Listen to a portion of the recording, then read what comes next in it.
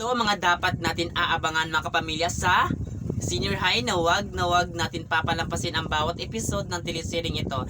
Ito ngang si Sky, hindi siya titigil hanggat hindi mabigyang hustisya pagkamatay ng kanyang kapatid na si Luna. Kasi nga, buhay ng kapatid ang pinag-uusapan dito na pinatay na walang pagdalawang isip ng kriminal na ito. Kung malaman nga talaga ni Sky na may kinalaman dito si Archie or si Z, talagang hindi siya magdalawang isip na ipapakulong ito. Wala siyang sinasanto, mayaman man ito o hindi, basta lang talaga ay may kasalanan ay dapat niyang ipakulong. Kaya aabangan natin ito mga kapamilya, ang telesiring kinaaadikan natin panoorin tuwing gabi, at ito nga ang Senior High. Sa pagkakataong ito, matatakot na talaga ang sangkot sa krimen na ito, kasi itong ating bida palaban na siya, hindi siya magpapatalo hanggat nasa katuwiran siya, ipaglalaban niya ang kanyang karapatan.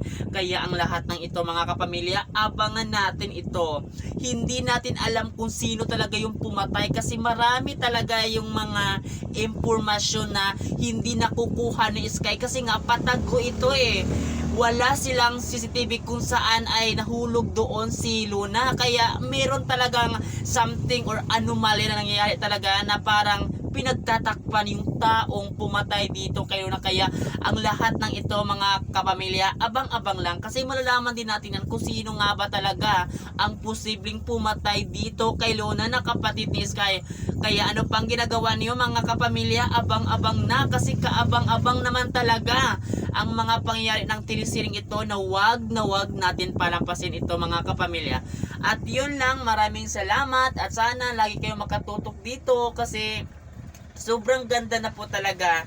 Mayroon tayong mga clue na parang siya yung pumatay, mayroon namang ay mali, parang ganon. So, ang lahat ng mga tanong natin masasagot natin pag lagi lang tayo makapanood dito sa telesiring. Napakalakas talaga ng mga pangyayari na dapat natin to panoorin. Kaya ano pang ginagawa nyo mga kapamilya?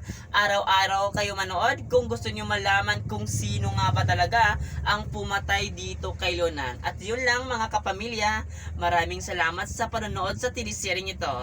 Thank you.